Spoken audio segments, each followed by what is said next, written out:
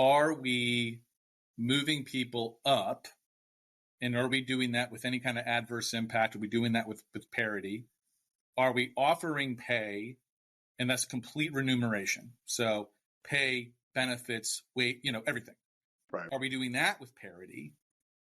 Then are we using any kind of artificial intelligence to tag individuals who would be marked for performance improvement plans? Or do we have humans that are in between that and that? Mm-hmm. Are we using artificial intelligence to tag people for reductions in force? Are we using talent intelligence to go ahead and potentially look at lateral moves? So I think one of the things that, we're talking about skills-based hiring so much. Breathe deep. Imagine your legs more limber in Duluth Trading Double Flex Denim. Envision euphorically squatting for that can of suds, bending for your toolbox in a state of bliss, lunging for your laser level on a whole new level. Relax and allow the flex to fill you with ability. Find your inner flex in Double Flex Denim only at Duluth Trading. This episode is brought to you by Progressive Insurance. Fiscally responsible, financial geniuses, monetary magicians. These are things people say about drivers who switch their car insurance to Progressive and save hundreds. Visit Progressive.com to see if you could save. Progressive Casualty Insurance Company and Affiliates. Potential savings will vary, not available in all states or situations.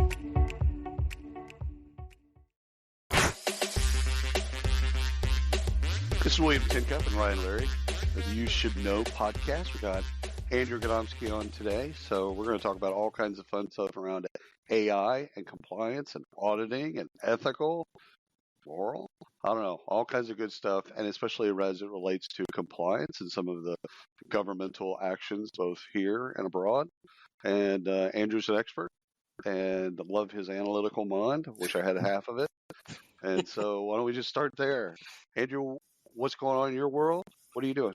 Yeah, so it's been an interesting ride over the last few years, both pre and post pandemic.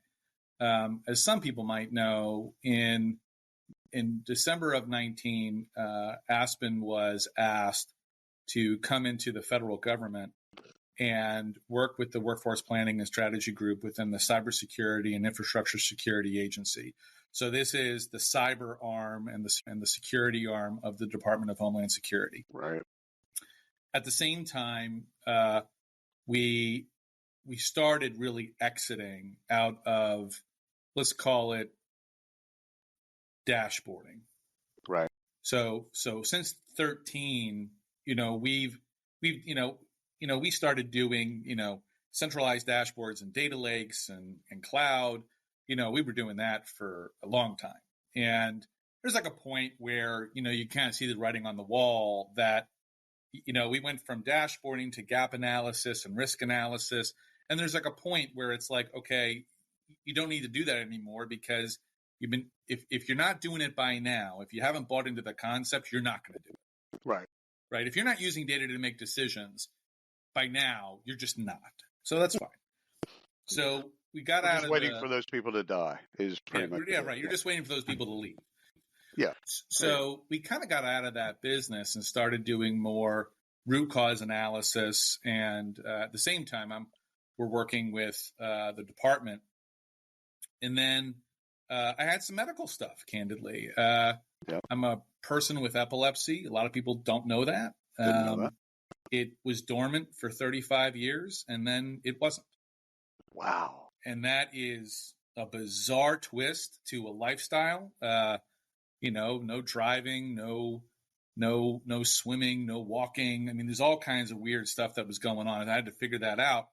And so it was easy for me to move into the government full time. They had an opening. They say, well, would you like to do this full time? And I said, sure. But there was a contingency. So I was able to keep Aspen as a business at the same time. But I had to flip it. I couldn't do workforce planning and strategy and root cause analysis for others while I'm doing it for the federal government. That's fair. And so I moved the business, and I was slowly moving it anyway into auditing. And so now what we're doing is we're looking at and we're fortunate that we're able to turn the ship, which I think was actually easier for us because we were already working in other companies' data.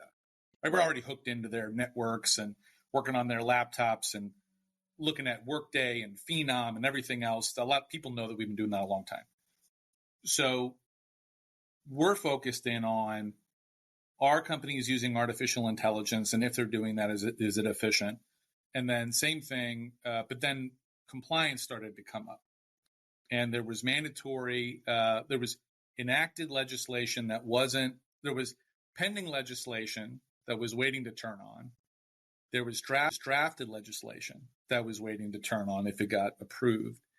And the same was happening for pay equity and wage transparency.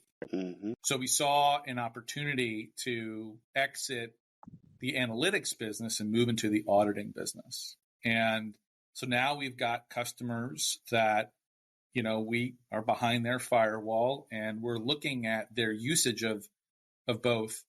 Are they exposing their wages the way they're supposed to be? Right. Are they executing pay equity the way that they're supposed to be, both legislatively and in terms of, just de-risking their organization? And then I think what's more recent is, well, everyone's using AI. What the hell does that mean for employment and recruiting? Are we doing the right things? And I think what we've kind of run into, and I think we're probably going to go down this path anyway, is that no one quite knows what the landscape looks like for AI. There's a bunch of techs out there who are saying, we got it. And I think that if you start with those techs, that's great. I think that what you're trying to do and what we've learned to do is you've got compliance risk and you've got reputational risk. Right. And so there's a group of employers who are saying, I don't need to do this until someone gets slammed. Right. Right. And then there's another group of employers who say, I'm going to do the right thing. And rather than looking at diversity and inclusion, equity and accessibility as a page on my website, I'm going to show it with data. And I'm going to do it for real, because that's what all this artificial intelligence legislation is about. It is about ensuring that individuals in underserved or protected classes are not being discriminated against, or automation is not leaving them behind or advancing others in an unfair way. And so I think, that's what's been going on. And I got to tell you, that with all this talk that we're seeing, and you guys see it, people are, pulling back on diversity and inclusion. Mm-hmm. We're starting to lose leaders. I'm like, you got to be kidding me. If there was a time, and I call it ABIDE, accessibility, belonging, inclusion, diversity, and equity. Okay, ABIDE, which is kind of like a cool pun, right? If there was a time to dig into this with data, it's now. Because now it's not even about the EEOC. You're getting slapped around based on your revenue. And I can't believe people are trying to back up out of EDIA. I mean, I'm like, this is the one you want the seat at the table. This is the one that actually links back to shareholder value in the street. Yeah, what should they be Go ahead, Ryan. What should they be digging into? So there's the pre-employment processes, right? So you're, I call that the AEIOU&Y, applicant evaluated, interviewed by the manager, offers, unnecessary, meaning that you don't have to advance them, and yes, okay? So easy to remember, right? You want to look at the different stages of those and how we're doing on conversion, and you want to look for adverse impact. Right. Right. So you want parity. So, if you don't know what adverse impact is, go Google it. Right. But you have to look at that first, and then you have to look at it in terms of not just conversion, but speed. Yeah. And if you can, unintended consequences. What's that? It said unintended consequences as well. Right. And so it just, it's good for operational value, but that's the first thing you want to look at. Then I think the next thing you want to look at is this pay equity issue. And this is really outside of the control of your average TA leader. Right. Talent acquisition, isn't, they're in the we help hiring business, but they're not in the we do a lot of personnel actions of employees business. 100%. Yeah, it's not their And role. because it's financial, it also touches ops and finance. That's right. And so it's a little bit out of their hands. It's a little bit out of their hands because the you talk to your and you guys know a bunch of them, but you talk to your average talent acquisition leader, they can't, the only reason they know about separations is because the reactive response is we have a vacancy now. Right. So they're looking a little bit at mobility, but they're not executing career ladders and designing, knowledge, skills, abilities, and tasks. They're not doing that stuff. So when you're looking, you have to look at your pre-employment processes. But now with AI, you have to look at your decision processes based on internal mobility, such as promotions. So are we moving people up? And are we doing that with any kind of adverse impact? Are we doing that with parity? Are we offering pay? And that's complete remuneration. So pay, benefits, everything. Right. Are we doing that with parity? Then are we using any kind of artificial intelligence to tag individuals who would be marked for performance improvement plans? Or do we have humans that are in between that and that? Mm-hmm. Are we using artificial intelligence to tag people for reductions in force? Are we using talent intelligence to go ahead and potentially look at lateral moves?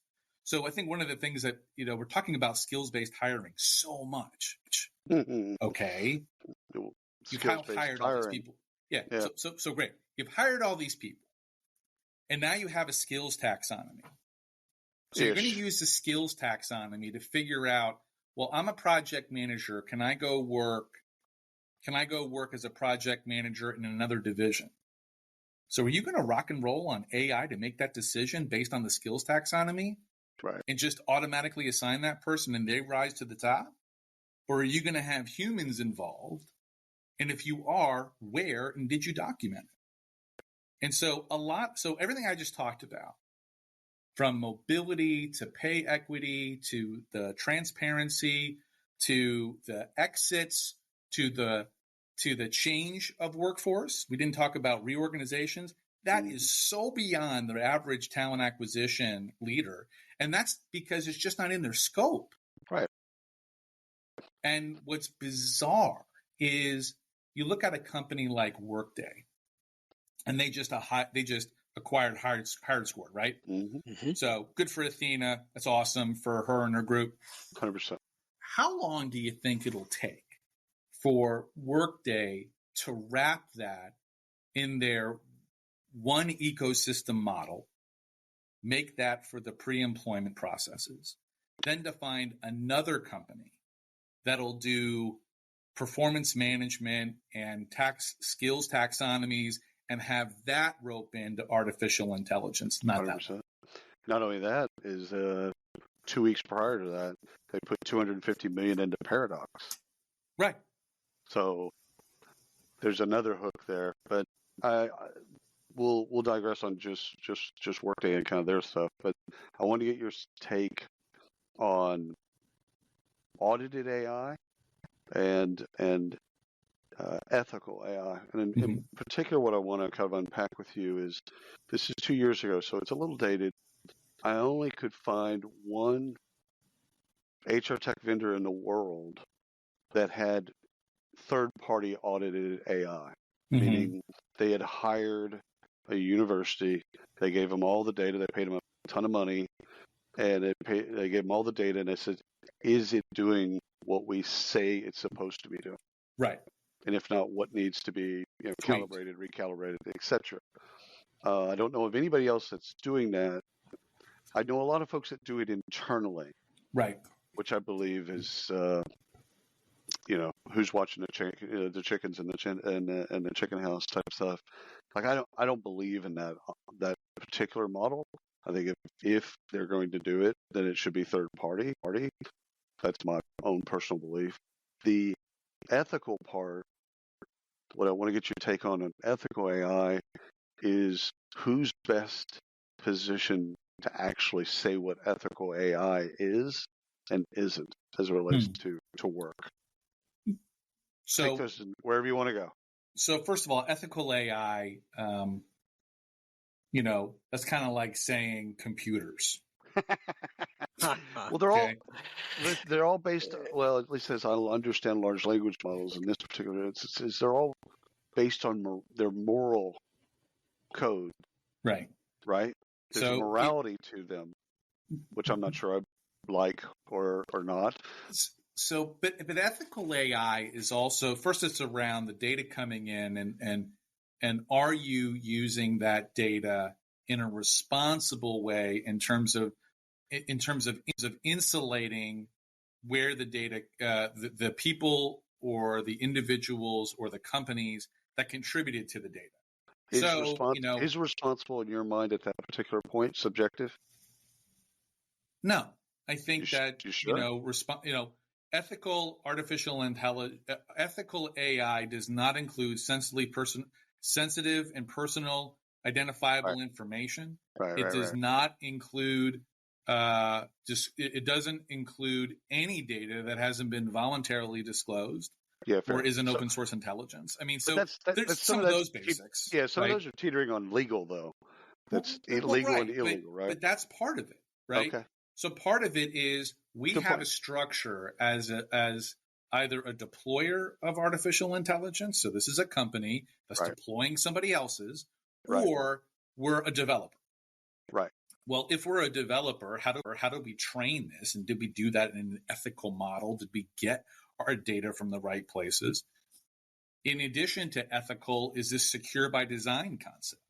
Right. So did we actually, now that we have this data that we're training, did we actually put a shroud around it in a secure environment? Because that's part of the ethics, is that safe, right? The ethical AI is also making sure that we're taking steps in terms of healthcare, finance, high-risk areas, and saying, what guardrails have we put in about what we are going to do and aren't going to do as we take this artificial intelligence and apply it to the vertical?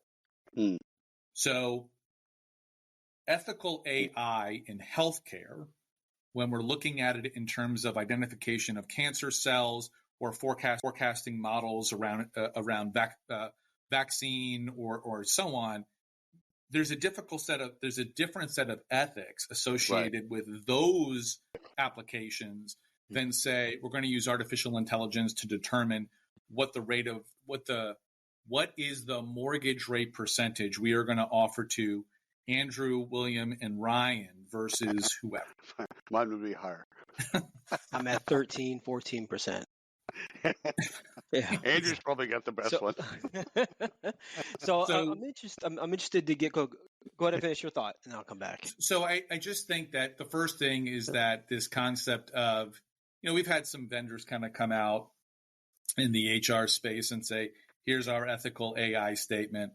Yeah. Excellent. Just disclosure, understanding that you have a problem and stating out loud is the first way to get past a problem. Denial. Is that what you're saying? Right. So I think that's great, but I think that the ethical use just within employment is actually pretty straightforward. Yeah. I mean, I think it's around non-discrimination, making sure that personnel actions are done responsibly, that you've locked up your data, that you haven't trained it poorly. And I'm assuming you're baked into that transparency on that, to where the company either using a product and they're transparent about what's going on, or you're transparent to candidates or otherwise. But there's a transparency layer, whatever that is. I'm assuming that's baked into what you're talking about. Yeah, and I think where we miss on ethical AI is that we don't necessarily offer reasonable accommodations to get out of the AI. Hmm. So a question that I'll ask interesting. CHROs and heads of talent or business leaders when they're talking about AI related to employment is they'll say, so what do you think our strategy should be? What do you think we should do? As I said, the first thing we're talking about is reasonable accommodations. That is the first thing we're talking about, because no matter what, there's any number of jurisdictions that you have to disclose the use, and then you have to offer something that says, I don't want to be part of this, so assess me or et cetera for me. Kind of like GDPR. You opt in or you opt out. So what's your plan? Oh, that's cool. Okay. So if your plan was 100% of our personnel actions are going to be done through artificial intelligence, I will tell you that there are any number of country-based laws that actually prohibit that business decision. This episode is brought to you by LifeLock. When you visit the doctor, you probably hand over your insurance, your ID, and contact details. It's just one of the many places that has your personal info. And if any of them accidentally expose it, you could be at risk for identity theft. LifeLock monitors millions of data points a second. If you become a victim, they'll fix it, guaranteed, or your money back. Save up to 40% your first year at LifeLock.com/podcast. Terms apply. Hi, I'm Stephen Rothberg. And I'm Jeanette Leeds. And together, we're the co-hosts of the High Volume Hiring Podcast. Are you involved in hiring dozens or even hundreds of employees a year? If so, you know that the typical sourcing tools, tactics, and strategies, they just don't scale. Yeah. Our bi-weekly podcast features news, tips, case studies, and interviews with the world's leading experts about the good, the bad, and the ugly when it comes to high-volume hiring. Make sure to subscribe today. So that's where you start. You start by declaring reasonable accommodations. Yeah, I like that, Ryan. That's cool. Okay. You know, all right. So interested here to get your take on the role of AI specific to employment practices. What is Andrew Gadomski's view on this? So first and foremost, there's different levels of AI. I remember, I think it was 2016, myself and this this employment attorney, Brian Garrison, and I went out to like a recruit con or something. No, it wasn't a recruit con. It was literally a law compliance conference in Las Vegas. Oh, sounds fun. Oh yeah, that was a hoot. That was like going to HR Tech, right? Same sort of people, right? We're all going out afterwards. Oh, I need an 8-ball. Yeah. So we did this presentation about the different levels of AI and what the legal impact was. And I think that just like AI is a buzzword. Right. So automation is not the same as algorithmic, which is not the same as cognition or pure artificial. So when we talk about employment, and you mentioned Paradox primarily, right? And we all, we know a bunch of people over there. I mean, they started out as an automation and waterfall, set of tools. And so that's different than, do we think this person is better than the other? Right.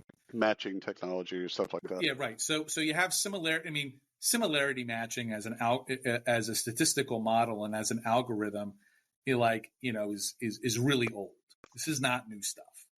So I think that kind of concept is strong. I want to go ahead and match. I've got a position description. Let me be clear. I have a position description, not a job announcement. Mm-hmm. There's a difference. Oh, yeah. One's a marketing document. Big one. One's a marketing document. One isn't. Right. So on the inside of the organization, where you map the knowledge, skills, abilities, and tasks longer term. So this is what, position descriptions are basically parking spots. Job ads are the billboards. And then the person who goes into the parking spot is driving a car, right? So the car has a certain set of skills and abilities, and it can go fast or it can go on mountains, whatever it is. But that goes into that spot. That spot and where it is and what it's supposed to be and how much you access it are the knowledge, skills, abilities, and tasks of that position. So you have a CEO, and they're job, regardless of who the person is supposed to do X, Y, and Z, just like a CFO is supposed to do. And a project manager is supposed to do things that are different than accountants, right?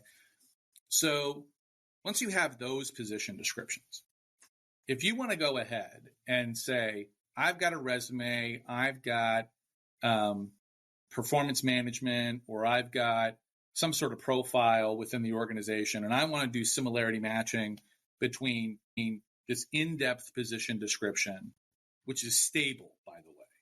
That is a wildly stable document. It lasts a long time. Versus an individual, great. And so I find that to be really strong in the agency. We're doing that. We're looking at things like, there's any number of work roles, and you're looking at cyber incident responders, and you're trying, there's a definition of that, which is a niceness standard. Right. And okay, does this person match up to that? And we use, large language models and that kind of thing. But that's against a very stable document. Right.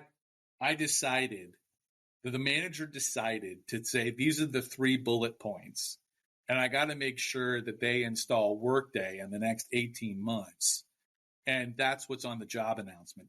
I think the job announcement versus the resume is a weak use of AI.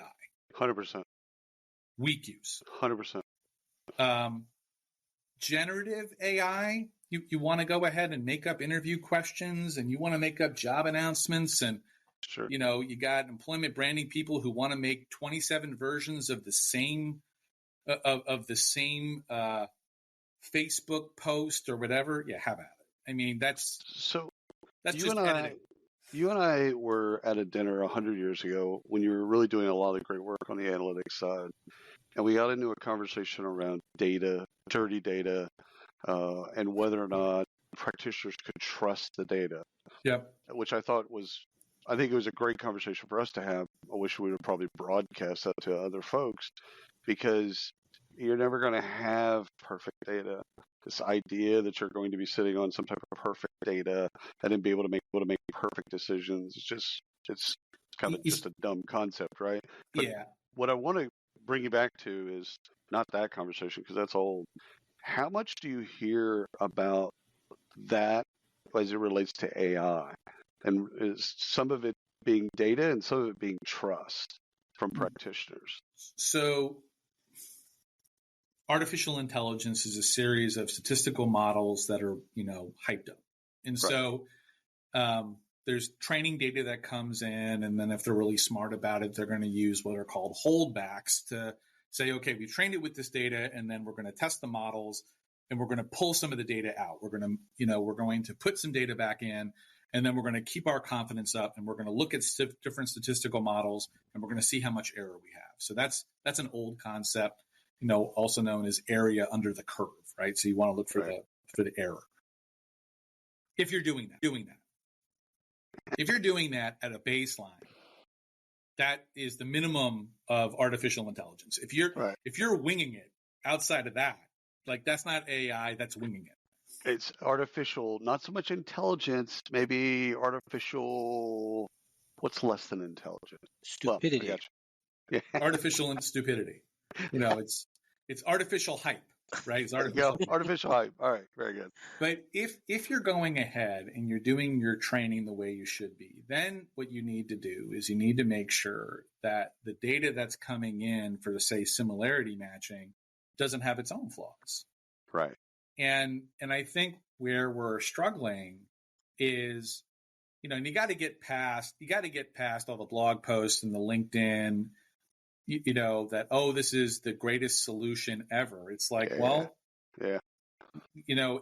can't be. This is why you need to have human interaction. I think the data veracity in HR is weak.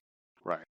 Thereby, AI outputs are going to have error, or what we're quickly calling hallucinations. When you say veracity, just as a point of clarity, do you mean literacy? Are you thinking about it from the practitioner perspective? Okay.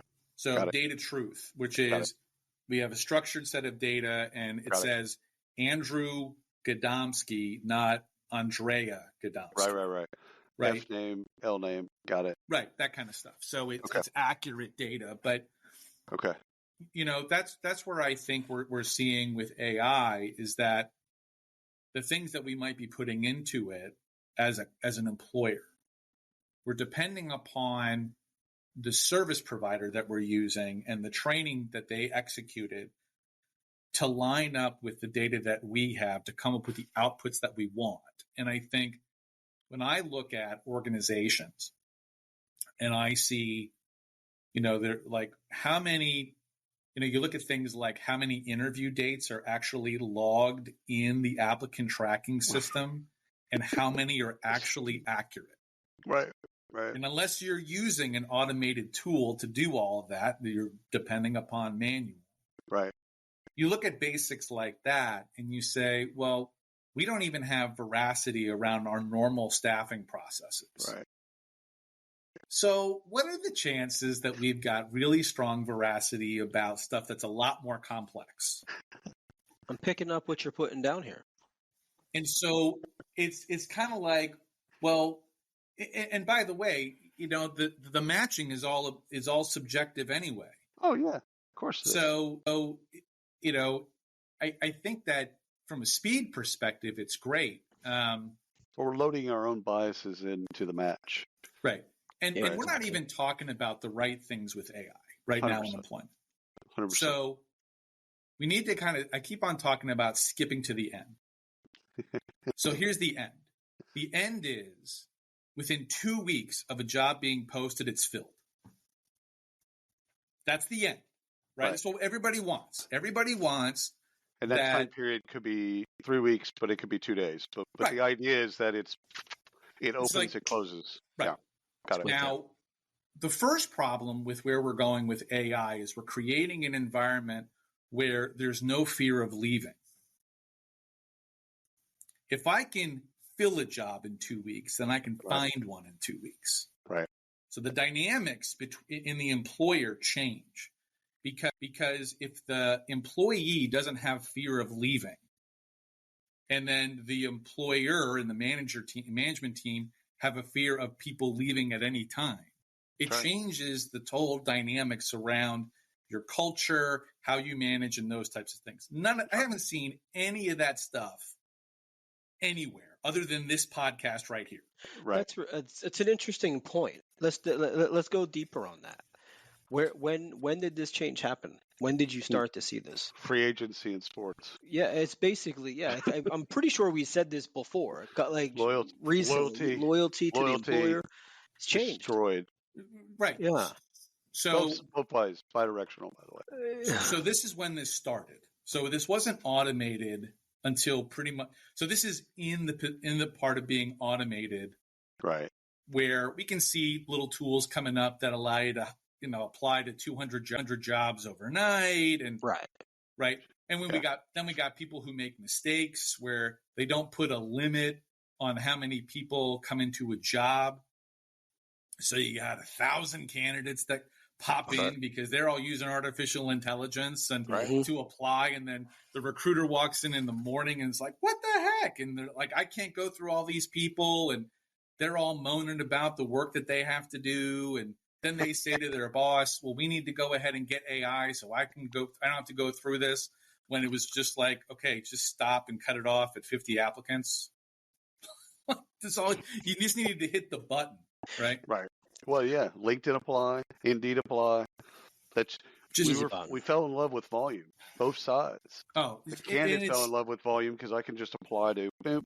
And I remember, all of us probably remember an era where recruiters would say, hey, I got 10,000 people that applied to the job. Like, they were happy that they had the volume that applied for the job. And it's like, yeah, we're applauding the wrong thing. Then you get down to the 50 people that you looked at and you put them into your community and do all that other crap that never worked. Yeah. So we were talking about when this pivoted. So go back. He's bringing us about 15 years. What we saw was the ability to increase your annual income was more when you left an organization Right. versus when you stayed. That's right. Correct. And so, I mean, maybe that's 20 years, but let's just call it 15. Right. And that became statistically viable for basically every occupation. Yeah. You were incentivized to move to another organization. Right. You were if you wanted to make more. I mean, right. like literally take it to a family dynamic. Right. I have one child, but if I wanted another child, I know how much it costs to have 4 mouths to feed in a house rather than 3. Right. So I've got pressure to make more money or cinch my belt. So it made sense to leave an organization to gain more income based on, your own internal pressures, but even just life cycle events, right? And on top of that, we also, since 1963, we've continually added dual income houses. Right.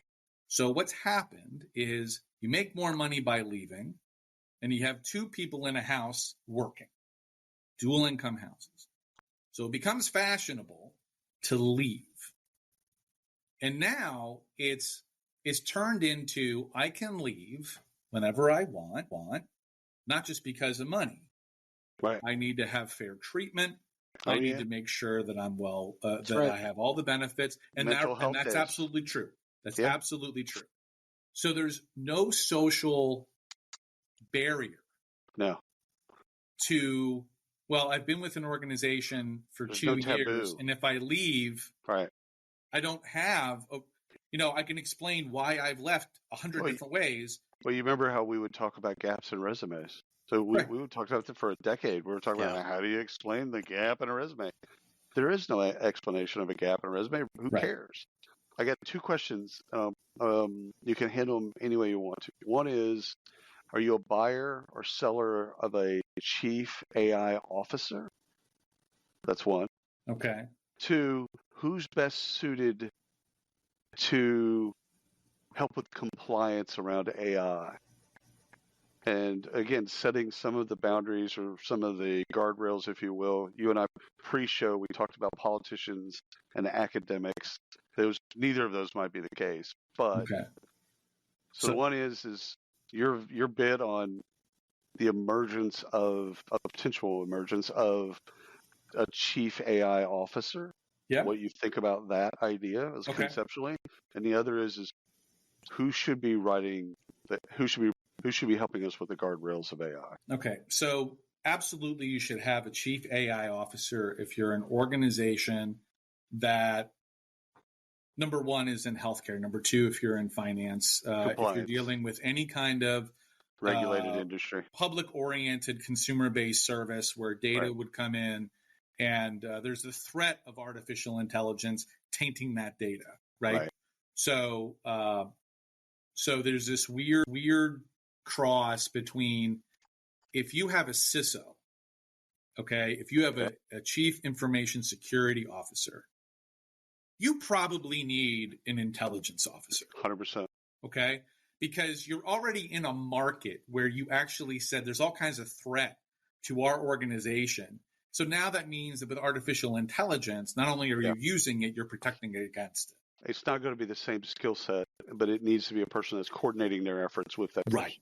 Got it. So I think that so if you don't have a chief security officer related to information, you might be a little bit less apt to say, well, why do I need an artificial intelligence officer? Probably that's just based on your maturity of as an organization in terms of what you see as advantages and threats.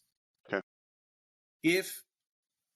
So I think you need to have one. If you are a vendor, so we'll all lean in here because you guys get heard by a lot of people. If you are on the floor of HR tech and you have a booth and you don't have someone whose job is executing artificial intelligence policy, but you have AI on the back, on the booth or in, if it says AI on the squishy ball, on the socks, you need someone you can point to, and I don't care what their title is, and say, that position description includes understanding ethical AI, the use of AI, how it develops on our roadmap, and then candidly, what is the competitive landscape, right? So this is an intelligence job. Right. What are the things that we could be using or are we not going to use based on this developing technology? So if you're that in the HR tech space, that's my advice there. If you are a head of talent acquisition or a CHRO, and you're in one of these larger organizations, your chief artificial intelligence officer probably isn't going to get in your way very much. Right. Similar to the way that, Workday is rarely bought by the head of talent acquisition. Right. 100%. It's rarely bought by the CHRO. It's bought by the CHRO. So I said actually opposite. It's rarely bought by the CHRO. That's right. It's bought by It's more often bought by the CFO. Right. So I think that I don't think that there's going to be a lot of engagement between the head of talent acquisition and a chief artificial intelligence officer in the larger corporation. And forgive me, but it's because it's not that important to them. Right. Yeah. It's important to them if it's a de-risking exercise. EU Artificial Intelligence Act, right? Great.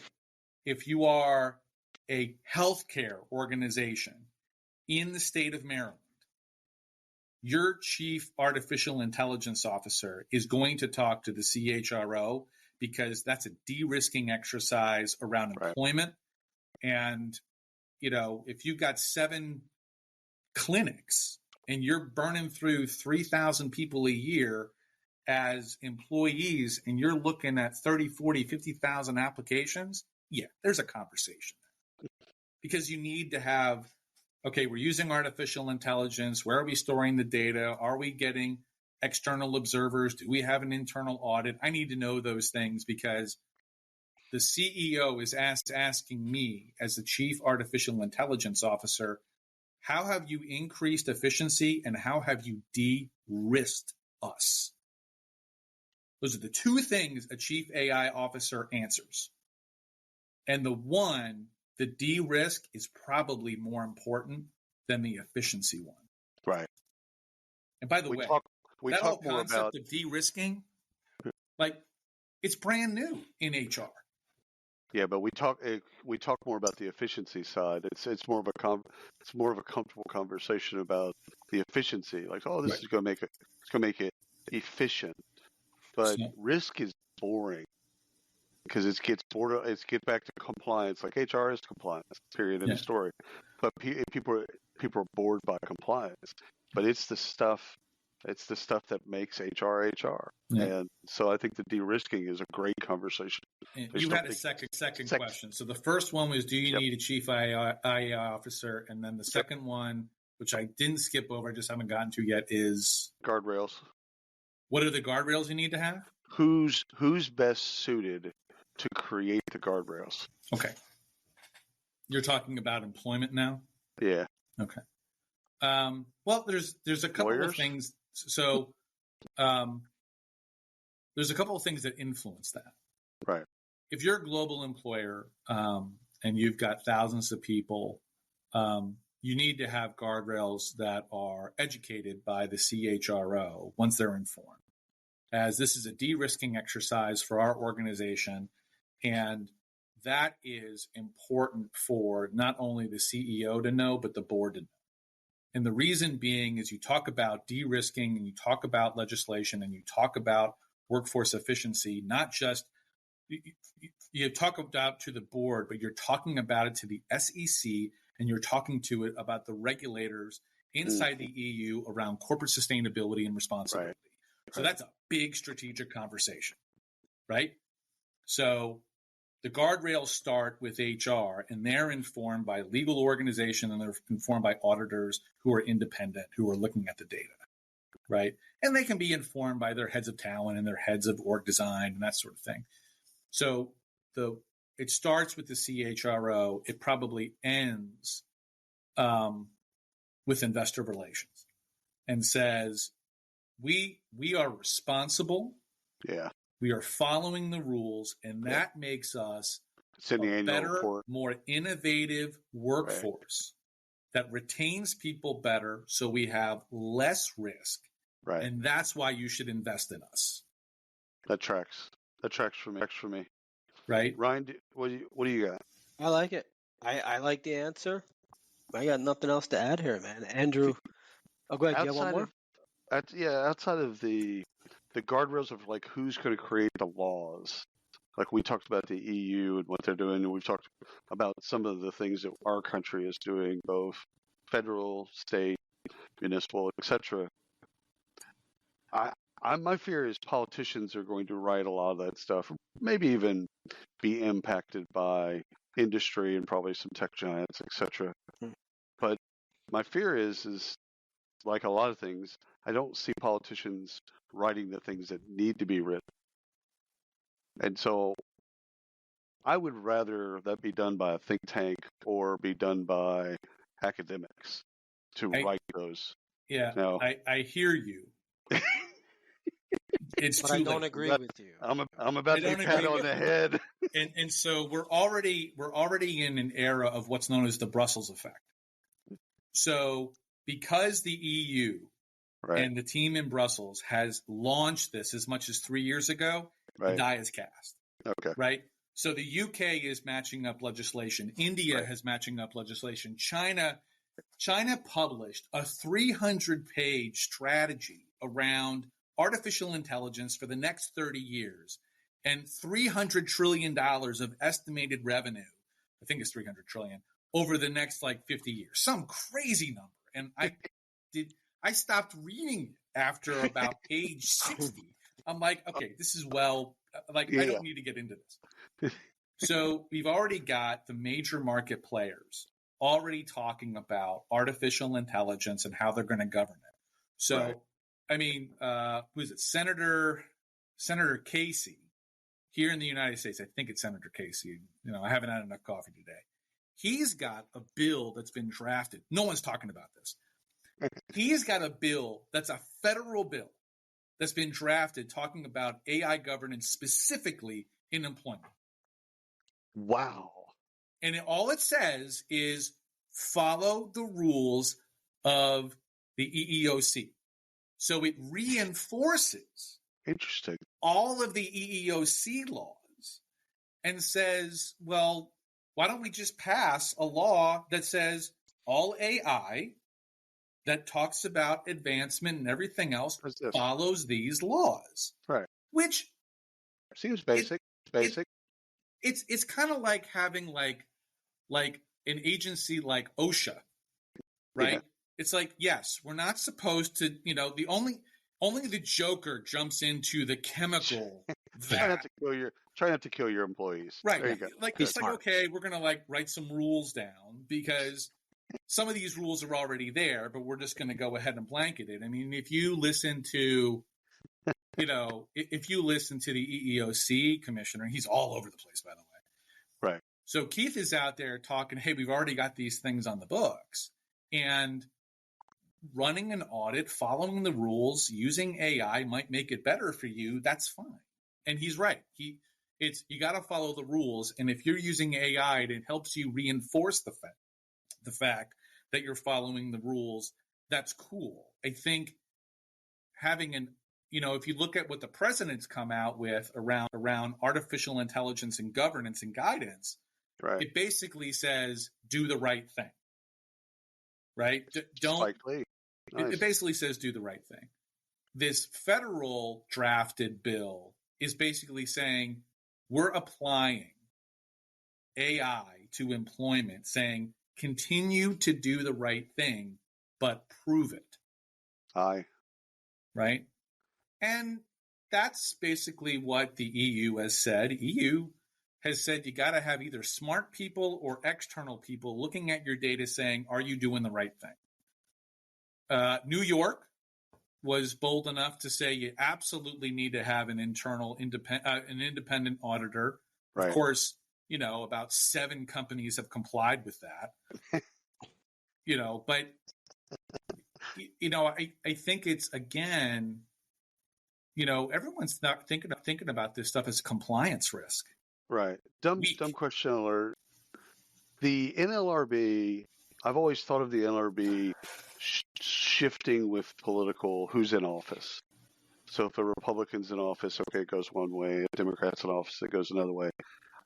In my mind, I've kind of put the EEOC in a similar vein, that it just depends on who's in office as to what gets enforced. The laws might be the laws, but whether or not we're actually going to put agents on it and enforce it seems to me at least to be political or weaponized in that way.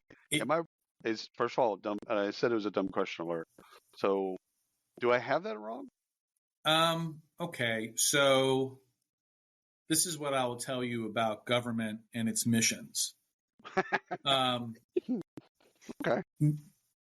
Mission changes based on where the risk is, where the risk is for the United States. Okay.